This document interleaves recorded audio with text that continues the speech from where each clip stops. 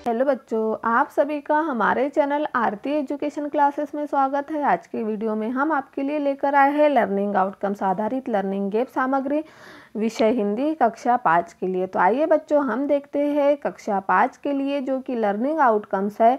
तो इस वीडियो में हम आपके लिए लेकर आए हैं लर्निंग आउटकम्स 409।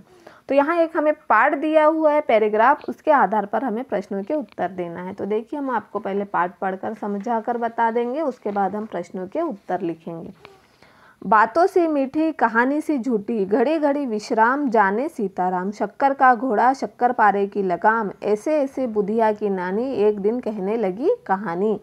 बुधिया और उसकी नानी बुधिया को कहानी सुना रही थी घोड़े के बाद। एक था बंजारा, एक ही सीधा नेक और दयालु, उसके पास एक ऊंचा पूरा तेज तर्रार घोड़ा। बंजारा घोड़े को बहुत प्यार करता था। एक दिन की बात है, इतना कहकर नानी हो गई चुप। बुधिया के मन में मच गई खलबली। उसने पूछा, बताओ न नानी, क्या हुआ उस दिन? नानी ने खासकर गला साफ किया और बोली, उस दिन बंजारा घोड़े पर बैठकर कहीं जा रहा था। उसका रास्ता गुजरता था जंगल से। जंगल में था खूब बड़ा तालाब। बंजारे ने सोचा, चलो घोड़े को पानी पिला दूं। वह तालाब के किनारे गया और घोड़े को पिया जी भरकर पानी। बंजारा चलने लगा, तभी उसे एक गड्ढे में एक बूढ़ा आदमी दिखाई दिया। बंजारे को देखकर उस बूढ़े आदमी ने आवाज़ दी, अरे भाई, मुझे यहाँ से निकालो, अगर मैं यहीं पड़ा रहा तो भूखा प्यासा मर जाऊंगा। बंजारे को दया आई और उसने बूढ़े आदमी को गड्ढे से बाहर निकाल दिया। इस तरह से बुधिया की नानी ने बुधिया को कहानी सुनाई। अब हमें प्रश्न दिया अभ्यास है, कहानी में आए पात्रों को रेखांकित करके उनके नाम लिखिए। तो देखिए, कहानी में जो पात्र आए हैं उन्हें हमने यहाँ रेखांकित करके बताया है, जैसे कि घोड़ा, बुधिया, नानी, बंजारा, फिर बुधिया, नानी, बूढ़ा आदमी। यह क्या है? कहानी के पात्र। तो देखिए, इस तरह से हमने यहाँ कहानी में आए पात्रों को रेखांकित करके लिख दिया। अब हमारा अगला प्रश्न है, कहानी का सार अपने शब्दों में लिखिए। तो कहानी का जो सार है वह अपने शब्दों में लिखना है। यह हम देखिए, मैंने यहाँ पर आपको लिखकर बताया है, आप लिख सकते हैं आपके हिसाब से। तो देखिए, बंजारा जब एक घोड़े पर बैठकर रास्ते से जा रहा था, तब उसे एक कुएं से बूढ़े आदमी की आवाज़ आई और वह वहाँ से निकलने के लिए आवाज़ लगा रहा था। बंजारे ने जब आवाज़ सुनी तो उसको वहाँ से बाहर निकाला। यह इस कहानी का सार था। फिर है प्रश्न नंबर 3, बंजारे ने बूढ़े आदमी को गड्ढे से कैसे बाहर निकाला होगा?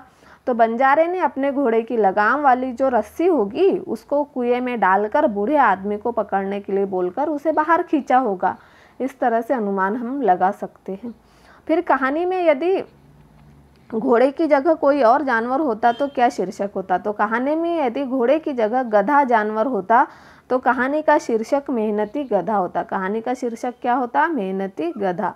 फिर देखिए बच्चों, यहाँ अभ्यास 2 है, वर्तमान समय में घोड़े का उपयोग किन किन कामों में किया जाता? तो वर्तमान समय में घोड़े का उपयोग शादी, घोड़ा गाड़ी और तांगा आदि कामों में किया जाता है।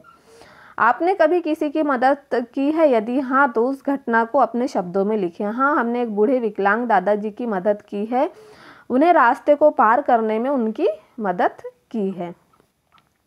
फिर निम्नलिखित शब्दों के लिंग परिवर्तन कर लिखिए, जैसे नानी का नाना, माता का पिता, घोड़ा का घोड़ी, आदमी का औरत, बालक का बालिका और शेर का शेरनी। तो यहाँ हमने लिंग परिवर्तन कर दिया है। अब देखिए बच्चों, यहाँ पर मूल्यांकन 5 दिया हुआ है। तो यहाँ पर हमें एक चित्र दिख रहा है, इस चित्र को हमें ध्यान से देखना है और फिर इसी आधार पर हमें प्रश्नों के उत्तर लिखना है।